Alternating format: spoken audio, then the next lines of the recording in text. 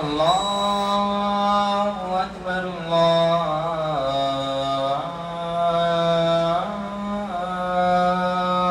أكبر الله أكبر الله أكبر أشهد أن لا إله إلا الله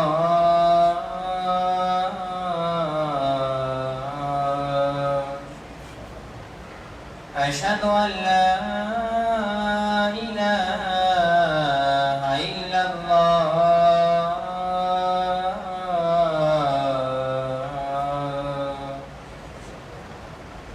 أشهد أن محمدا رسول الله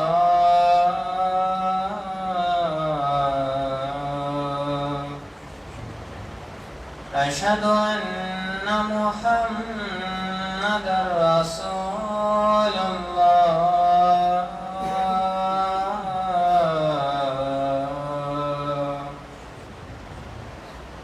حي على الصلاة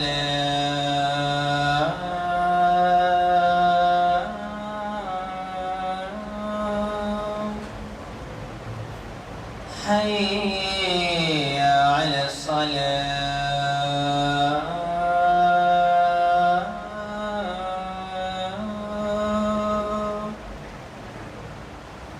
حي على الفلاح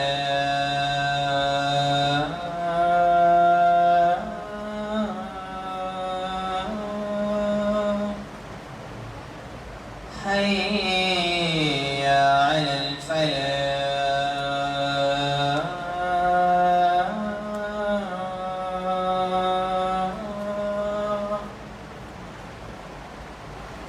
الله أكبر الله أكبر لا إله إلا الله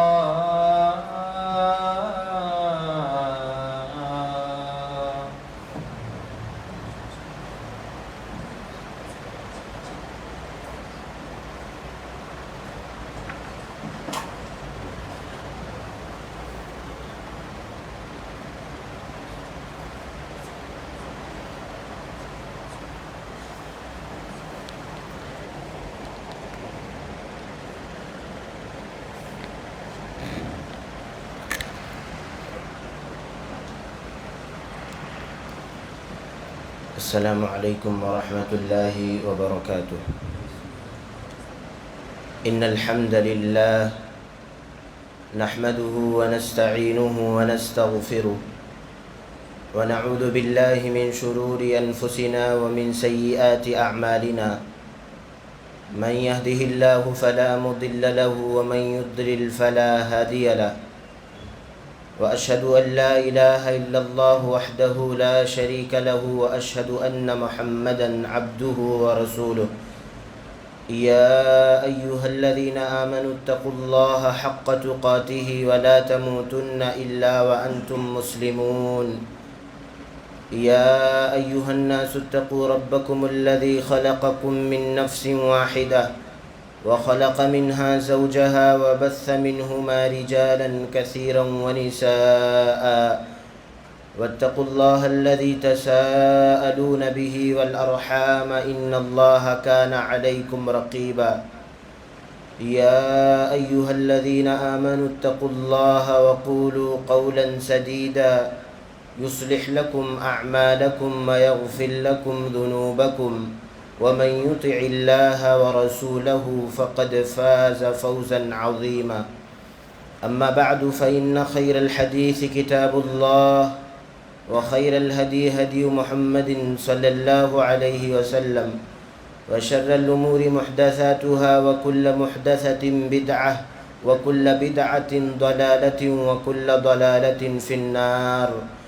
أعوذ بالله السميع العليم من الشيطان الرجيم. بسم الله الرحمن الرحيم. قاف والقرآن المجيد بل عجبوا أن جاءهم منذر منهم فقال الكافرون هذا شيء عجيب أإذا متنا وكنا ترابا ذلك رجع بعيد قد علمنا ما تنقص الأرض منهم وعندنا كتاب حفيظ بل كذبوا بالحق لما جاءهم فهم في أمر مريج أفلم ينظروا إلى السماء فوقهم كيف بنيناها وزيناها وما لها من فروج والأرض مددناها وألقينا فيها رواسي وأنبتنا فيها من كل زوج بهيج تبصرة وذكرى لكل عبد منيب ونزلنا من السماء ماء مباركا فأنبتنا به جنات وحب الحصيد والنخل باسقات لها طلع نضيد رزقا للعباد وأحيينا به بلدة ميتا كذلك الخروج كذبت قبلهم قوم نوح وأصحاب الرس وثمود وعاد وفرعون وإخوان لوط وأصحاب الأيكة وقوم تبع كل كذب الرسل فحق وعيد أفعينا بالخلق الأول بل هم في لبس من خلق جديد وقال الله تبارك وتعالى في موضع آخر ومن يبتغ غير الإسلام دينا فلن يقبل منه وهو في الآخرة من الخاسرين وقال تعالى في موضع آخر واعتصموا بحبل الله جميعا ولا تفرقوا وقال تعالى وأن هذا صراطي مستقيما فاتبعوه ولا تتبعوا السبل فتفرق بكم عن سبيله وقال النبي صلى الله عليه وسلم لا تزال طائفة من أمتي منصورين لا يضرهم من خذلهم حتى تقوم الساعة أو كما قال النبي صلى الله عليه وسلم وقال عليه الصلاة والسلام ستفترق أمتي على 73 فرقة كلها في النار إلا واحدة قيل يا رسول الله من هي يا رسول الله قيل من هي يا رسول الله صلى الله عليه وسلم قال من كان على مثل ما أنا عليه وأصحابي رب اشرح لي صدري ويسر لي أمري واحلل عقدة من لساني يفقه قولي رب زدني علما سبحانك لا علم لنا إلا ما علمتنا إنك أنت العليم الحكيم اللهم أرنا الحق حقا وارزقنا اتباعه وأرنا الباطل باطلا وارزقنا اجتنابه آمین یا رب العالمین۔ ہر قسم کی تعریف، توصیف، کبریائی، بڑائی، حمد و ثنا، خیر و بھلائی رب العالمین کے لیے سزاوار ہے، جس نے ہم سبوں کو پیدا کیا اور جو تنہا اس پوری کائنات کا خالق، مالک، رازق اور مدبر ہے۔ بعدہ درود و سلام کے نذرانے ہوں اللہ کے تمام انبیاء کرام اور رسولوں کی مقدس جماعت پر، بالخصوص ہم سب کے آخری نبی، آخری رسول عربی رحمت للعالمین، کائنات کے امام جناب محمد الرسول اللہ صلی اللہ علیہ وسلم کی ذات گرامی پر۔ محترم حاضرین اور خواتین اسلام، اللہ تعالیٰ کا بلا شبہ بے پایاں فضل و احسان ہے کہ اس نے ہمیں سب سے عظیم نعمت اسلام سے سرفراز فرمایا، اور نہ صرف یہ کہ اللہ تعالیٰ نے ہم سبوں کو اتنی عظیم نعمت سے مالا مال فرمایا، بلکہ اللہ تعالیٰ نے ہم سبوں کو منہج سلف پر گامزن کیا، اس وجہ سے کہ سلف کا راستہ ہی راہ نجات ہے، یعنی اللہ تعالیٰ نے ہم سبوں کو اہل حدیث یا یہ کہ سلفی المسلک بنایا، اس وجہ سے کہ ہمیں اس نسبت پر جہاں فخر بھی ہے اور وہیں پر یہی فرقہ کل قیامت کے دن نجات پائے گا۔ اللہ کے نبی صلی اللہ علیہ وسلم نے اس سلسلے کی دلیل کے لیے یہ حدیث آپ سماعت فرمائیں۔ اللہ کے نبی صلی اللہ علیہ وسلم نے ایک موقع پر بیان فرمایا تھا کہ لا تزال طائفة من امتی منصورین لا يضرهم من خذلهم حتى تقوم الساعة۔ اللہ کے نبی صلی اللہ علیہ وسلم فرماتے ہیں کہ ایک جماعت میری امت کی برابر اللہ تعالیٰ کی اس جماعت پر مدد حاصل رہے گی اور ان کی مدد نہ کرنے والے اس جماعت کا کچھ بھی بگاڑ نہیں سکیں گے یہاں تک کہ قیامت قائم ہو جائے۔ یعنی ایک جماعت برابر اللہ کے نبی صلی اللہ علیہ وسلم کی امتیوں میں سے، اللہ کے نبی صلی اللہ علیہ وسلم کے زمانے سے قیامت کی صبح تک ایک جماعت برابر حق پر باقی رہے گی۔ اللہ تعالیٰ کی اس جماعت کو برابر مدد حاصل رہے گی اور ان کی نامدد کرنے والے ان کا کچھ بھی بگاڑ نہیں سکیں گے یہاں تک کہ قیامت قائم ہو جائے۔ اللہ کے نبی صلی اللہ علیہ وسلم کی اس حدیث پر آپ غور کریں۔ اللہ کے نبی فرماتے ہیں لا تزالو، کہ یہ جماعت برابر قائم رہے گی، یعنی اللہ کے نبی صلی اللہ علیہ وسلم کے زمانے سے لے کر کے قیامت کی صبح تک یہ جماعت ضرور پائی جائے گی۔ دنیاوی زندگی میں جتنے بھی فرقے پائے جاتے ہیں وہ فرقے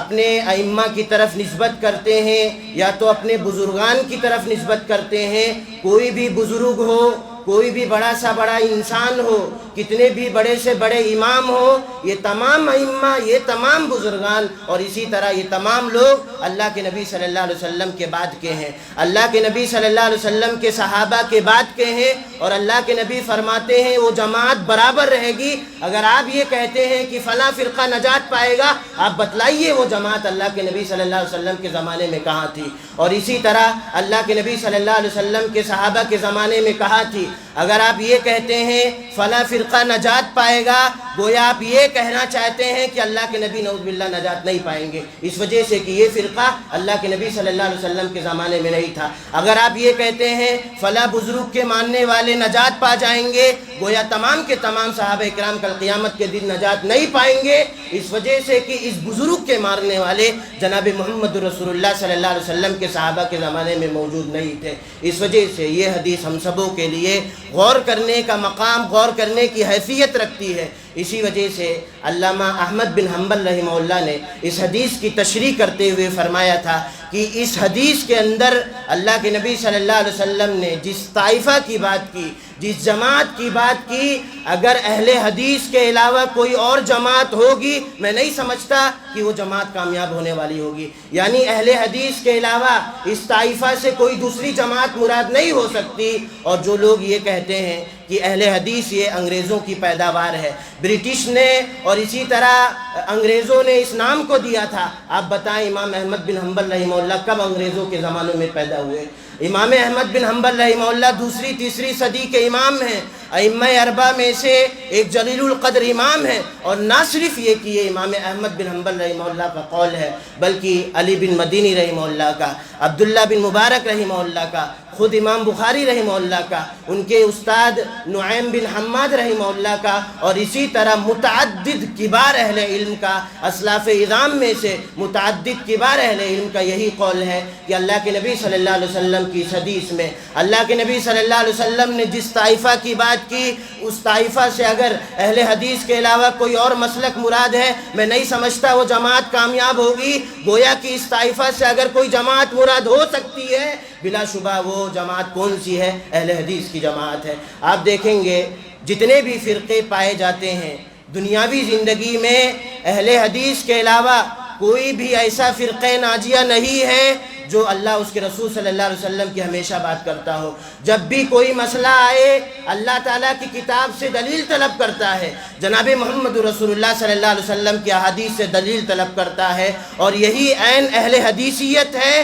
اور یہی صحابہ کرام رضوان اللہ علیہم اجمعین کا منہج تھا۔ اور آپ دیکھیں گے اللہ کے نبی صلی اللہ علیہ وسلم کے جو صحابہ تھے، سلف کا جو منہج تھا، اس منہج کے علاوہ اگر کوئی کسی اور منہج کو اپناتا ہے، کل قیامت کے دن وہ کامیاب نہیں ہوگا۔ صرف سلف کا منہج، سلف کا فہم کل قیامت کے دن کامیاب ہوگا۔ سلف کا منہج کیا تھا؟ سلف کا فہم کیا تھا؟ کہ اللہ اس کے رسول صلی اللہ علیہ وسلم کی آیت یا اللہ کے نبی صلی اللہ علیہ وسلم کی احادیث آ جانے کے بعد کسی بڑے سے بڑے امام کی بات ہو رہی ہو، ہم ان کی بات کو ٹھکرا دیں گے۔ اسی وجہ سے آپ دیکھیں گے حضرت عمران بن حسین رضی اللہ عنہ پیارے حبیب صلی اللہ علیہ وسلم کے بڑے جلیل القدر صحابی رسول ہیں۔ ایک موقع پر وہ لوگوں کے مابین حیا کے متعلق اللہ کے نبی صلی اللہ علیہ وسلم کی حدیث کو پیش کر رہے تھے۔ وہ فرماتے ہیں الحیاء لا یأتی الا بخیر، کہ حیا یہ صرف خیر لاتی ہے، اور مسلم کی ایک روایت میں ہے کہ الحیاء کلہ خیر،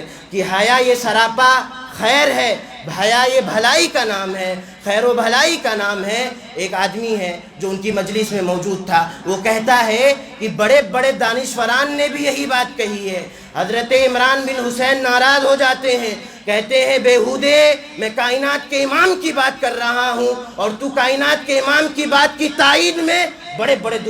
دانشوران کی بات کہہ رہا ہے، بڑے بڑے حکماء کی بات کر رہا ہے۔ اللہ کے نبی صلی اللہ علیہ وسلم کی احادیث کے آ جانے کے بعد کسی بڑے سے بڑے امام کے قول کی کوئی وقعت، کوئی حیثیت نہیں رہ جاتی۔ اس بات کو تم کیوں نہیں سمجھتے؟ اور یہی قول متعدد صحابہ کرام سے موجود ہے۔ حضرت عبداللہ بن عمر رضی اللہ عنہما نے ایک موقع پر بھی یہی بات کی تھی، جب اللہ کے نبی صلی اللہ علیہ وسلم کی صحابی نے یہ قول پیش کیا، اس کے جواب میں لوگوں نے کہا حضرت ابو بکر کا یہ موقف ہے، حضرت عثمان غنی رضی اللہ عنہ کا یہ موقف ہے۔ وہ کہتے ہیں اللہ کے نبی کے حدیث کے آ جانے کے بعد صحابی کے بھی قول کی کوئی وقعت اور حیثیت نہیں رہ جاتی، اور آپ ائمہ کی بات کرتے ہیں، مجتہدین کی بات کرتے ہیں، بزرگان کی بات کرتے ہیں۔ جب صحابی کے قول کو ہم قبول نہیں کر سکتے، جب اس کے خلاف میں اللہ کے نبی صلی اللہ علیہ وسلم کی حدیث موجود ہو، میرے بھائیوں ہمیں سمجھنے کی ضرورت ہے، اہل حدیث کی طرف نسبت کرنا یہ فرقہ پرستی نہیں ہے، اہل حدیث کی طرف کسی کو بلانا یہ فرقہ پرستی نہیں ہے۔ اگر اہل حدیث کی طرف بلانا فرقہ پرستی ہے، گویا عبداللہ بن عباس رضی اللہ عنہ نعوذ باللہ فرقہ پرست ہے، حضرت علی رضی اللہ عنہ نعوذ باللہ فرقہ پرست ہے۔ ایک موقع پر حضرت عبداللہ بن عباس رضی اللہ عنہما یہ یوم تبیض وجوہ وتسود وجوہ اس آیت کریمہ کی تشریح کرتے ہوئے ایک بات کہتے ہیں کہ کل قیامت کے دن کچھ چہرے سفید ہوں گے اور کل قیامت کے دن کچھ چہرے سیاہ ہوں گے۔ حضرت عبداللہ بن عباس رضی اللہ عنہما فرماتے ہیں جن کے چہرے سفید ہوں گے اس جماعت سے مراد اہل السنہ والجماعہ ہے، اور جن کے چہرے سیاہ ہوں گے اس جماعت سے مراد اہل بدعت ہے۔ اگر اہل بدعت سے ممتاز کرنے کے لیے کسی جماعت کو نام دے دینا فرقہ پرستی ہے، آپ کو یہ ماننا پڑے گا حضرت عبداللہ بن عباس رضی اللہ عنہ نعوذ باللہ فرقہ پرست ہے۔ حضرت علی رضی اللہ عنہ کو دیکھیے، اللہ کے نبی صلی اللہ علیہ وسلم نے اپنے زمانے کے اندر خوارج کی متعدد صفات کو ذکر کیا اور فرمایا یہ خوارج جہنم کے کتے ہیں، کل قیامت کے دن یہ نجات نہیں پائیں گے۔ حضرت علی رضی اللہ عنہ نے اہل سنت والجماعت سے ممتاز کرنے کے لیے اس جماعت کا نام خوارج رکھا۔ اگر فرقے کا نام رکھ دینا فرقہ پرستی ہے، حضرت علی رضی اللہ عنہ کے بارے میں آپ کو یہ ماننا پڑے گا کہ حضرت علی رضی اللہ عنہ نعوذ باللہ فرقہ پرست ہے۔ آپ یہ سمجھیں فرقہ پرستی یہ نہیں ہے کہ کسی جماعت کا نام دے دینا، اس جماعت کی طرف بلانا، جیسا کہ ہم اور آپ سمجھتے ہیں یہی فرقہ پرست ہے۔ ہمیں سمجھنا چاہیے فرقہ پرستی کہتے کسے ہیں، فرقہ پرستی کہتے کسے ہیں۔ ہمارے سماج کے اندر جب بھی کوئی جماعت بدعات کا کام انجام دے رہی ہے، شرک و بدعات کا کام انجام دے رہی ہو، اس سے اگر اس کام سے اسے روکا جائے، کہتے ہیں کہ آپ فرقے کی بات مت کرو، آپ فرقہ پرستی کہتے ہیں۔ اگر بدعات سے روکنا، شرک و بدعات سے روکنا اور اسی طرح غلط عقائد سے روکنا فرقہ پرستی ہے، گویا تمام انبیاء کرام فرقہ پرست ہیں۔ ان سے بہتر منکر کا کام کس نے انجام دیا ہے؟ اللہ کے نبی صلی اللہ علیہ وسلم بھی گویا فرقہ پرست ہوئے۔ اللہ کے نبی سے بہتر غلط کام کرنے والوں کو روکنے والا کون ہو سکتا ہے؟ صحابہ کرام سے بہتر منکر کا کام انجام دینے والے کون ہو سکتے ہیں؟ اگر آپ یہ کہتے ہیں منکر سے روکنا، شرک و بدعات سے روکنا، غلط عقائد سے روکنا فرقہ پرستی ہے، آپ کو یہ ماننا پڑے گا کہ تمام کے تمام انبیاء کرام نعوذ باللہ، تمام کے تمام صحابہ کرام نعوذ باللہ فرقہ پرست ہے۔ ہمیں سمجھنا چاہیے کہ اللہ تعالیٰ نے فرقہ پرستی کے سلسلے میں جو آیات میں بیان فرمایا وَاعْتَصِمُوا بِحَبْلِ اللَّهِ جَمِيعًا وَلَا تَفَرَّقُوا، جو لوگ اس آیت کریمہ سے یہ استدلال کرتے ہیں کسی جماعت کا نام دے دینا فرقہ پرستی ہے، اس آیت کریمہ میں خود ان کے خلاف جواب ہے۔ اللہ فرماتا ہے وَاعْتَصِمُوا بِحَبْلِ اللَّهِ جَمِيعًا وَلَا تَفَرَّقُوا، کہ اللہ تعالیٰ کی رسی کو مضبوطی سے تھام لو اور فرقے میں نہ بٹو۔ گویا جو لوگ جب تک اللہ تعالیٰ کی رسی کو مضبوطی سے تھاما گیا، اس کو آپ فرقہ پرستی نہیں کہیں گے۔ اگر آپ یہ سمجھتے ہیں بدعات سے روکنے والے فرقہ پرست ہیں، تو اس آیت کریمہ کے بعد اللہ تعالیٰ نے ایسے لوگوں کی تعریف کی ہے جو لوگ منکر کام سے روکتے ہیں۔ گویا کہ اللہ کے نبی صلی اللہ علیہ وسلم پر جو شریعت نازل ہوئی تھی، اس شریعت کو جب تک مضبوطی سے پکڑا جائے گا، کتاب و سنت کی بات کو لیا جائے گا، گویا یہ فرقہ پرستی نہیں ہوگی۔ جو اصول اللہ کے نبی پر نازل ہوئے، جو شریعت اللہ کے نبی پر نازل ہوئے، جو عقائد اللہ کے نبی پر نازل ہوئے، ان عقائد سے ہٹ کر کے، ان اصول سے ہٹ کر کے اگر کوئی دوسری بات کر رہا ہے، گویا وہ فرقہ پرست ہے۔ اللہ کے نبی صلی اللہ علیہ وسلم کے زمانے میں جو خوارج کے متعلق اللہ کے نبی نے اوصاف بیان فرمائے، حضرت علی نے اس کا نام خوارج رکھا، غالباً حضرت علی رضی اللہ عنہ نے اس جماعت کا نام خوارج رکھا تھا، کیونکہ خوارج نے اللہ کے نبی صلی اللہ علیہ وسلم پر جو اصول نازل ہوئے تھے، جو عقائد نازل ہوئے تھے، ان اصول سے ہٹ کر کے کوئی الگ اصول بنائے، ان عقائد سے ہٹ کر کے الگ عقائد بنائے، اس وجہ سے ان کا نام رکھا گیا۔ تو اللہ کے نبی صلی اللہ علیہ وسلم پر جو شریعت نازل ہوئی، اللہ کے نبی صلی اللہ علیہ وسلم پر جو عقائد نازل ہوئے، اللہ کے نبی صلی اللہ علیہ وسلم نے جو اصول دیے، ان اصول سے ہٹ کر کے اگر کوئی بات کرتا ہے، بلا شبہ یہ فرقہ پرستی ہے۔ اور آپ دیکھیں گے، آپ یہ نہ سمجھیں، کوئی یہ نہ کہے کہ اگر ہم صرف کتاب و سنت کی بات کریں، کتاب و سنت کی طرف بلائیں، اپنے آپ کو اہل حدیث کی طرف نہ جوڑیں تو کیا جائے گا؟ ایسا کوئی انسان نہیں ہو سکتا جو صرف کتاب و سنت کی بات کرتا ہو، اللہ کے نبی کی حدیث آ جانے کے بعد بغیر چون چرا قبول کر لیتا ہو اور وہ اپنے آپ کو اہل حدیث نہ کہتا ہو۔ اگر کوئی اہل حدیث نہ کہہ کر کے اس طرح کی بات کرتا ہے، آپ سمجھ جائیے اس کے عقیدے میں کھوٹ ہے، اس کے عقیدے میں کہیں نہ کہیں بربادی ہے۔ اس وجہ سے کہ اگر ہم یہ کہتے ہیں کسی جماعت کا نام دینا فرقہ پرستی ہے، آپ کو یہ ماننا پڑے گا تمام کے تمام صحابہ کرام فرقہ پرست تھے، تمام کے تمام ائمہ فرقہ پرست تھے، تمام کے تمام مجتہدین فرقہ پرست تھے۔ گویا کہ جو لوگ اس طرح کی باتیں کرتے ہیں، کیا ائمہ کے فہم کو درست قرار نہ دے دیا جائے اور ان کے فہم کو غلط نہ قرار دے دیا جائے؟ اس وجہ سے کہ میں نے شروع میں ذکر کیا، منہج سلف ہی کل قیامت کے دن ہمیں نجات دلا سکتا ہے۔ اس سلسلے میں اللہ کے نبی صلی اللہ علیہ وسلم نے ایک موقع پر بیان فرمایا تھا کہ یہود و نصارہ یہ 72 فرقوں میں بڑھ گئے، میری امت کل قیامت کے قریب 73 فرقوں میں بڑھ جائے گی، اور ایک فرقہ صرف نجات پائے گا، تمام کے تمام فرقے ممکن ہیں عقائد خراب ہونے کی بنیاد پر اللہ تعالیٰ انہیں ہمیشہ جہنم میں ڈال دے، یا اصول خراب ہونے کی بنیاد پر ہمیشہ جہنم میں ڈال دے، یا یہ کہ اللہ اس کے رسول کی مخالفت کرنے کی وجہ سے کچھ دنوں تک اللہ تعالیٰ جہنم میں ڈالے۔ لیکن حقیقی معنوں میں اگر کوئی جماعت نجات پا سکتی ہے، صحابہ کرام نے اس جماعت کے متعلق سوال کیا، اس جماعت کا امتیاز کیا ہوگا؟ جناب محمد رسول اللہ صلی اللہ علیہ وسلم نے فرمایا اس جماعت کا امتیاز یہ ہوگا کہ وہ میرے طریقے کو ہمیشہ لازم پکڑے ہوگی، میرے صحابہ کرام کے طریقے کو لازم پکڑی ہوگی، اور اہل حدیث کے علاوہ انصاف کے ساتھ بتائیے کون سا ایسا فرقہ ہے جو صرف کتاب و سنت کی بات کرتا ہو۔ آپ کو میں بتلاؤں، ہماری اس مسجد کے اندر نماز کے متعلق چھوٹے چھوٹے ویڈیوز ڈالے جاتے تھے، سوشل میڈیا پر چھوٹے چھوٹے ویڈیوز بنا کر کے صحیح نماز کے طریقے پر ڈالے جاتے تھے۔ آپ کو حیرت ہوگی جب کمنٹس پڑھے جاتے تھے، ایک ورقے پر لکھا ہوتا اللہ کے نبی کی حدیث ہے، امام ابو حنیفہ کا یہ قول ہے، چونکہ ہم حنفی ہیں اس لیے اللہ کے نبی کی حدیث کو قبول نہیں کر سکتے۔ اہل حدیث کے علاوہ کوئی بھی دنیاوی زندگی میں نئی مسلک پایا جاتا جو صرف یہ کہتا ہو اللہ کی کتاب کی بات کی جائے، جناب محمد رسول اللہ صلی اللہ علیہ وسلم کی حدیث کی بات کی جائے، اللہ کی کتاب کی آیت آ جانے کے بعد، اللہ کے نبی صلی اللہ علیہ وسلم کی حدیث کے آ جانے کے بعد بغیر چون چرا کیے ہوئے ائمہ کے قول سے اللہ کے نبی کی حدیث اگرچہ ٹکرا رہی ہو، ان کے قول کو چھوڑ کر کے جناب محمد رسول اللہ صلی اللہ علیہ وسلم کے طریقے کو لے لیتے ہیں۔ میں حدیث پیش کر رہا تھا، اللہ کے نبی صلی اللہ علیہ وسلم نے فرمایا جو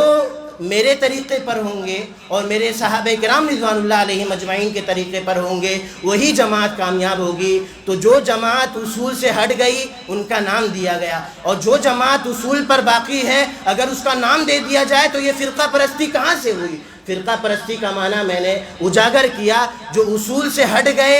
دراصل یہ لوگ فرقہ پرستی کی باتیں کر رہے ہیں، یہ لوگ فرقہ پرست ہیں جو اپنے اصول پر باقی ہیں، اس اصول پر، ان عقائد پر جو جناب محمد رسول اللہ صلی اللہ علیہ وسلم نے اصول دیے تھے، جو جناب محمد رسول اللہ صلی اللہ علیہ وسلم نے عقائد دیے تھے، اس عقیدے پر باقی ہیں، اس اصول پر باقی ہیں۔ میرے بھائیو، آپ انصاف کے ساتھ بتائیے یہ فرقہ پرستی کہاں ہوئی؟ اگر آپ پھر بھی مانتے ہیں، آپ کو یہ ماننا پڑے گا صحابہ کرام بھی نعوذ باللہ فرقہ پرست تھے۔ حضرت عبداللہ بن عباس رضی اللہ عنہما نے اہل بدعت سے اپنے آپ کو ممتاز کرنے کے لیے اہل السنہ والجماعہ کا نام دیا تھا۔ امام احمد بن حنبل رحمہ اللہ نے، نعیم بن حماد نے، امام بخاری رحمہ اللہ کے استاد ہیں، خود امام بخاری نے، امام ترمذی نے، عبداللہ بن مبارک رحمہ اللہ نے، اور اسی طرح علی بن مدینی رحمہ اللہ جیسے متعدد سلف سے یہ قول منقول ہے کہ اپنے آپ کو ممتاز کرنے کے لیے اہل حدیث کا نام دیا۔ اور طائفہ منصورہ کی جو بات جناب محمد رسول اللہ صلی اللہ علیہ وسلم نے اپنی حدیث کے اندر کی ہے، اس طائفہ منصورہ سے کیا کہا کہ اہل حدیث کے علاوہ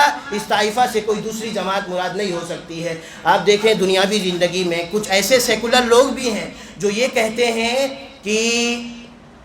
جو جس دین پر عمل کر رہا ہے اسے اس دین پر چھوڑ دیا جائے، دین کا نام نہ لیا جائے۔ کیا آپ اس بات کو قبول کریں گے؟ کیا آپ اپنے آپ کو مسلمان نہ کہنا قبول کر لیں گے صرف اس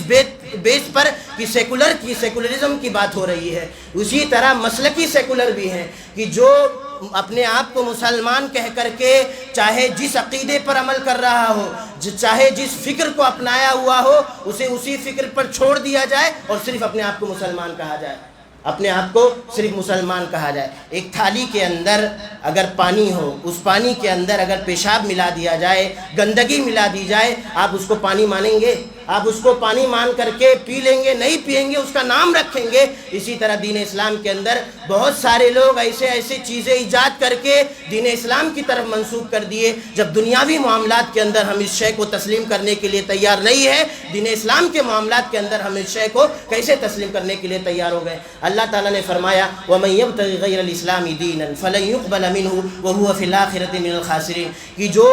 دین اسلام کے علاوہ کسی اور دین کو تلاش کرے گا۔ یہ آیت کریمہ بتلاتی ہے کہ اللہ تعالیٰ، اللہ کے نبی صلی اللہ علیہ وسلم کے بعد بہت سارے لوگ دین اسلام کے نام پر بہت ساری چیزیں ایجاد کریں گے، اللہ تعالیٰ ان ایجاد کردہ اشیاء کو قبول نہیں فرمائے گا۔ یہ آیت کریمہ بھی بتلاتی ہے کہ صرف وہی دین قبول ہوگا جو اللہ تعالیٰ نے پیارے حبیب صلی اللہ علیہ وسلم کو دیا، جو جناب محمد رسول اللہ صلی اللہ علیہ وسلم نے صحابہ کرام کو دیا، اور جو صحابہ کرام نے اپنے آنے والے جو آگے لوگ تھے ان کی طرف دین اسلام کو منتقل کر دیا۔ صرف اللہ تعالیٰ کو وہی دین قبول ہے، اور اگر اس دین کی بات کرنے والے صرف ایک ہی جماعت پائی جاتی ہے، بلا شبہ وہ اہل حدیث کی جماعت ہے۔ آپ دیکھیں گے سوشل میڈیا پر بہت سارے لوگوں نے اس طرح کی باتیں کی کہ صرف اپنے آپ کو مسلمان کہا جائے۔ فی الوقت جو سب سے زیادہ ہائی لائٹ ہیں وہ ڈاکٹر ذاکر نائک ہیں۔ انہوں نے آیت کریمہ سے استدلال کیا وَاعْتَصِمُوا بِحَبْلِ اللَّهِ جَمِيعًا وَلَا تَفَرَّقُوا۔ اللہ تعالیٰ نے اپنے آپ کو سنی کہنے کے لیے نہیں کہا،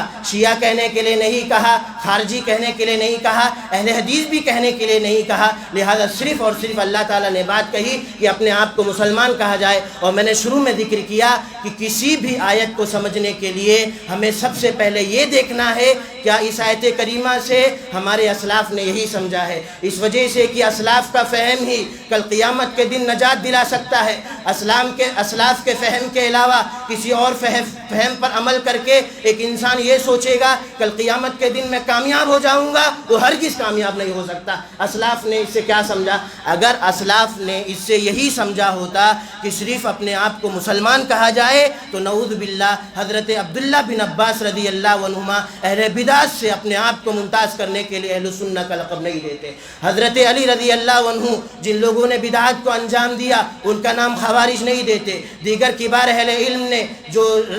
روافض کا نام دیا، خارجیت کا نام دیا، اسی طرح معتزلی جیسے فرقے کا نام دیا، قدریہ نام دیا جو لوگ تقدیر کا انکار کرتے تھے، اور جبریہ نام دیا جو لوگ یہ سمجھتے تھے کہ ہم مجبور ہیں، ہم اپنے ہاتھ کو ہلا رہے ہیں، ہم مجبور ہیں، لہذا کل قیامت کے دن اللہ تعالی ہم سے حساب و کتاب نہیں کر سکتا۔ اس وجہ سے کہ جو کچھ ہم کر رہے ہیں جبرن کر رہے ہیں، اللہ تعالیٰ کروا رہا ہے۔ جب اللہ تعالیٰ کروا رہا ہے، غلط کام بھی اللہ کروا رہا ہے، اچھے کام بھی اللہ کروا رہا ہے، لہذا کل قیامت کے دن ہم سے باس پرس نہیں کیا جائے گا۔ جو یہ سمجھتا ہو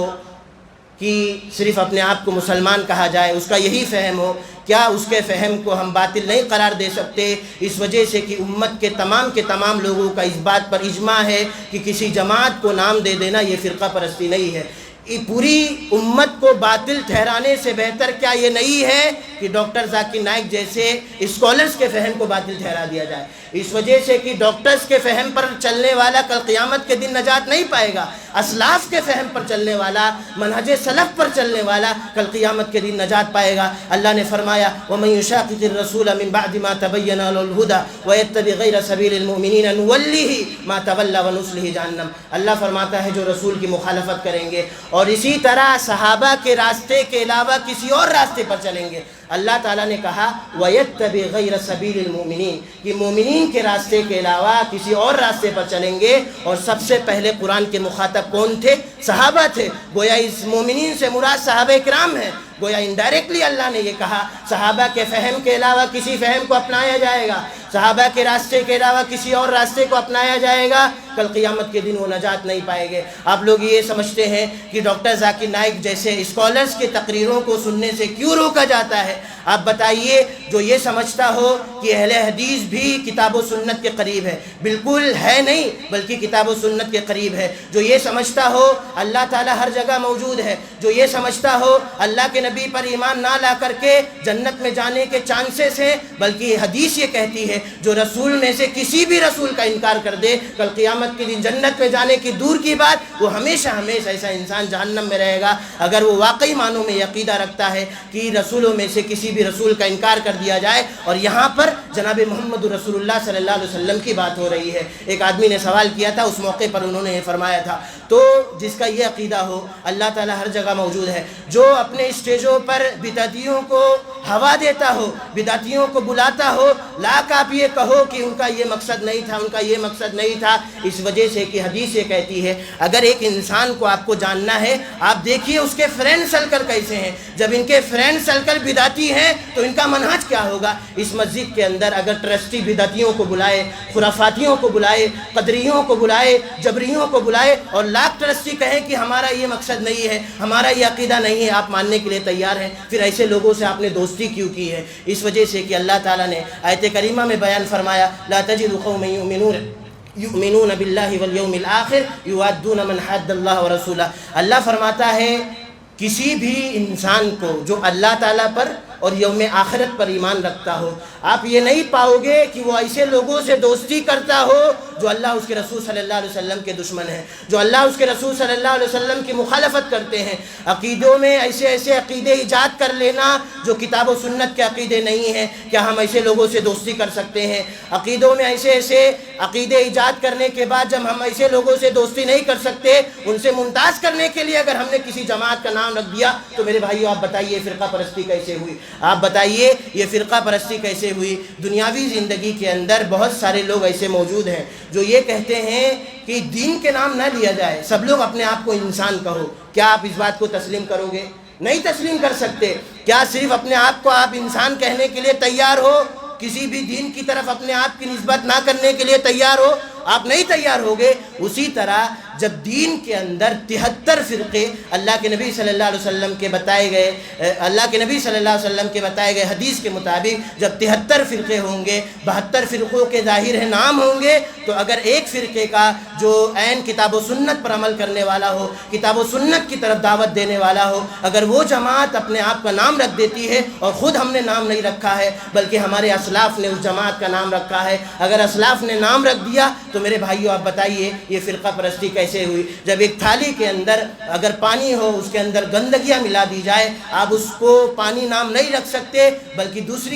دوسرا نام رکھیں گے۔ اسی طرح دین اسلام کے اندر بہت سارے لوگوں نے اپنے حسابات سے عقائد ایجاد کیے، نظریات ایجاد کیے، تو ان سے ممتاز کرنے کے لیے اگر کسی جماعت کا نام رکھ دیا جائے اور اسلاف نے اس جماعت کا نام اہل حدیث رکھا، گویا اگر ہم اہل حدیثیت کی طرف بلا رہے ہیں، گویا کتاب و سنت کی طرف بلا رہے ہیں۔ اور کوئی بھی اہل حدیث ایسا نہیں ہوگا جو یہ کہتا ہو کہ اللہ کے نبی صلی اللہ علیہ وسلم کی حدیث ہے اور فلاں امام کا قول ہے، ہم اللہ کے نبی کی حدیث کو چھوڑ دیں گے اور فلاں امام کے قول کو لے لیں گے، اس وجہ سے کہ فلاں امام یہ اللہ کے نبی صلی اللہ علیہ وسلم کی حدیثوں پر عمل کرنے والے تھے، ان کی بات کو ہم نہیں چھوڑ سکتے۔ اسی وجہ سے آپ دیکھیں گے بہت سارے لوگ ایسے آتے ہیں، انہیں بتلایا جاتا ہے اللہ کے نبی صلی اللہ علیہ وسلم کی حدیث ہے، وہ کہتے ہیں ٹھیک ہے اللہ کے نبی کی حدیث ہے، میں اپنے امام سے پوچھ کر کے بتاتا ہوں، اپنے مسجد کے امام سے پوچھ کر کر کے بتاتا ہوں، میں یہ دیکھتا ہوں کہ ہمارے امام کا کیا موقف ہے۔ یعنی اتنے بڑے لوگ جری ہو گئے ہیں، یہ کیسی محبت ہے جناب محمد رسول اللہ صلی اللہ علیہ وسلم کی کہ آپ ائمہ کے بات کو چھوڑنے کے لیے تیار نہیں ہیں، اور دوسری طرف دعویٰ کرتے ہیں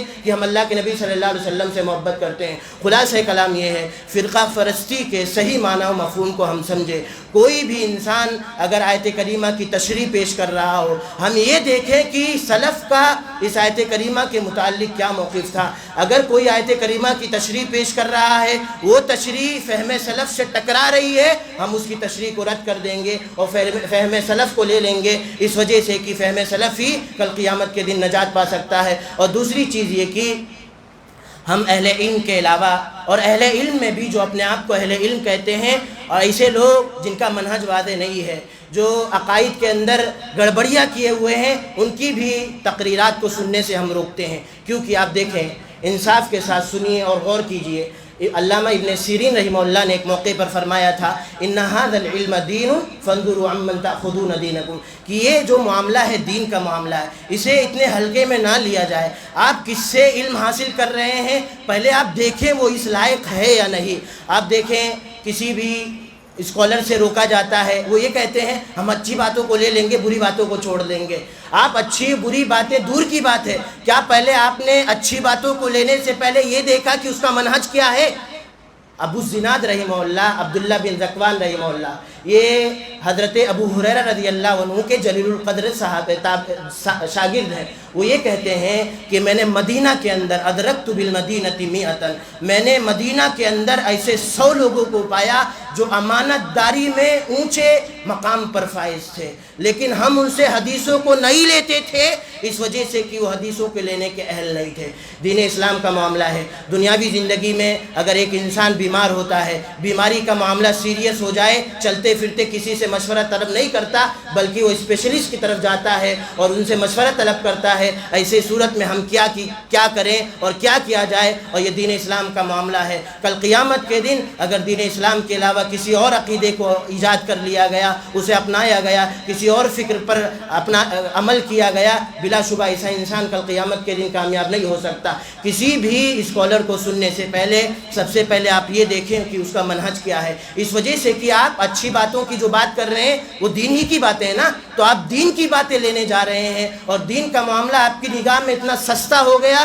کہ دنیاوی معاملات کے اندر آپ اسکالرز کی طرف جاتے ہیں، اور دینی معاملات کے اندر چلتے پھرتے کسی سے بھی اگر وہ اللہ کی آیت پیش کر رہا ہو، جناب محمد رسول اللہ صلی اللہ علیہ وسلم کی حدیث پیش کر رہا ہو، ہم یہ لے لیتے ہیں یہ کہہ کر کے کہ ہاں اچھی باتیں لے لیں گے اور بری باتوں کو چھوڑ دیں گے۔ افسوس تو اس بات پر ہے کہ ایک انسان اہل حدیث گھرانوں میں پیدا ہوتا ہے، ان اسکالرز کی تقریروں کو سنتے سنتے اپنے آپ کو اہل حدیث کہنے کے لیے بھی تیار نہیں ہے۔ اس سے بڑے فتنے کی کیا بات ہو سکتی ہے کہ ان کی تقریروں کی وجہ سے آپ اپنے آپ کو اہل حدیث کہنے کے لیے بھی تیار نہیں ہو، آپ اپنے آپ کو سلفی کہنے کے لیے بھی تیار نہیں ہو، اور آپ کہتے ہیں ہم اچھی باتوں کو لے لیں گے اور بری باتوں کو چھوڑ دیں گے۔ غور کرنے کا مقام ہے، سنجیدگی کے ساتھ سوچنے کا مقام ہے، یہ دین کا معاملہ ہے۔ دین لینے سے پہلے سب سے پہلے ہم یہ دیکھیں کہ اس کا منہج کیسا ہے، اس کا عقیدہ کیسا ہے، اس کی فکر کیسی ہے، کیا وہ آیات کی اسی طرح تشریح کرتا ہے جو صحابہ کرام نے ان آیات سے سمجھا تھا، جناب محمد رسول اللہ صلی اللہ علیہ وسلم کی احادیث کو اسی طرح بیان کر رہا ہے، اس کی تشریح ویسے ہی کر رہا ہے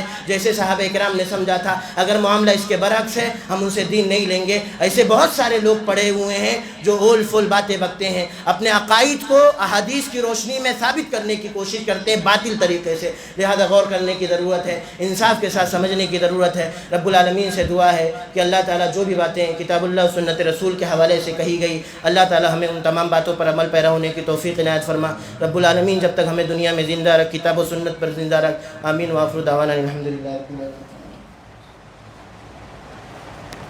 إن الحمد لله نحمده ونستعينه ونستغفره ونعوذ بالله من شرور أنفسنا ومن سيئات أعمالنا، من يهده الله فلا مضل له ومن يضلل فلا هادي له، وأشهد أن لا إله إلا الله وحده لا شريك له، وأشهد أن محمدا عبده ورسوله، إن الله وملائكته يصلون على النبي يا أيها الذين آمنوا صلوا عليه وسلموا تسليما، اللهم صل على محمد وعلى آل محمد كما صليت على إبراهيم وعلى آل إبراهيم إنك حميد مجيد، اللهم بارك على محمد وعلى آل محمد كما باركت على إبراهيم وعلى آل إبراهيم إنك حميد مجيد۔ إن الله يأمر بالعدل والإحسان وإيتاء ذي القربى وينهى عن الفحشاء والمنكر ولذكر الله تعالى وأولى وأجل